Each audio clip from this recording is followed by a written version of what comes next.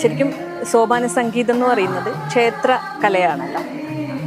നടയടച്ച് തുറക്കുമ്പോഴാണ് സോപാന സംഗീതം ആലപിച്ചിരുന്നത്. അവിടെ നിന്ന് മാറി അത് വേദികളിലേക്ക് വന്നു തുടങ്ങി. എനിക്ക് തോന്നുന്നു ഞരളത്ത് രാമ പൊതുവാളിനെ പോലുള്ളവരാണ് അങ്ങനെ ഒരു ജനകീയത സോപാന സംഗീതത്തിന് കൊണ്ടുവന്നത്.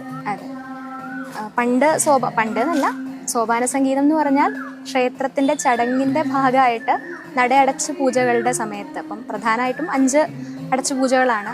രാവിലെ മുതൽ ഉഷപൂജ, പന്തീരടി പൂജ, ഉച്ചപൂജ, ദീപാരാധന, അത്താഴപൂജ. അപ്പം ഈ സമയങ്ങളിൽ മേൽശാന്തി അല്ലെങ്കിൽ പൂജാരി അകത്ത് കയറി പൂജിക്കുമ്പോൾ ആ അടച്ച സമയത്താണ് സോപാനപ്പടികളുടെ അടുത്ത് നിന്ന് സോപാന സംഗീതം പാടുക.